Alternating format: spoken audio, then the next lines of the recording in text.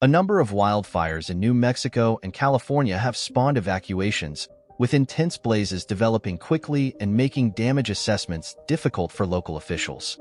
The South Fork Fire, which was first reported Monday morning in southern New Mexico's village of Ruidoso, has now burned more than 15,000 acres and is 0% contained, according to the National Interagency Fire Center.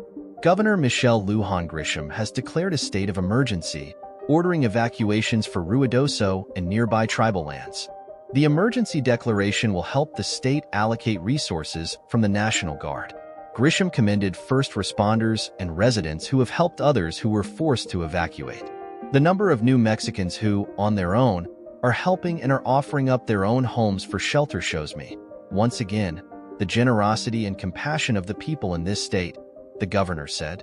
The blaze has damaged or destroyed more than 500 structures, though Grisham said the intensity of the fire makes it such that a flyover will be necessary to map a more accurate damage assessment. It will really allow us to see inside the fire in a way that we cannot do now because it is too dangerous to be in the heart of the fire, she said. Residents of Ruidoso said what should have been a 15-minute drive out of town became a horrifying hours-long endeavor. The Associated Press reported that real estate agent Christy Hood said the evacuation order came so quickly that she and her husband had little time to gather up their children and dogs. It looked like the sky was on fire. It was bright orange, Hood said. Honestly, it looked like the apocalypse. It was terrifying and sparks were falling on us. A second wildfire is burning in southern New Mexico about 5 miles southeast of the South Fork Fire.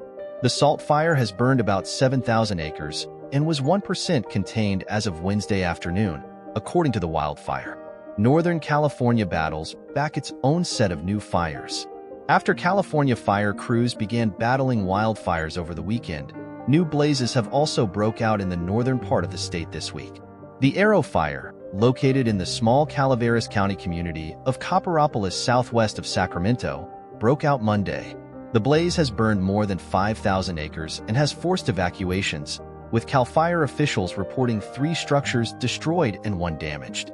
Local officials have set up 3 evacuation centers, but the number of evacuees remains unknown. With winds decreasing and relative humidity increasing, firefighters have been able to get the Arrow Fire 33% contained. Another wildfire, the Sites Fire, also erupted Monday in Colusa County, just over 100 miles to the north of San Francisco.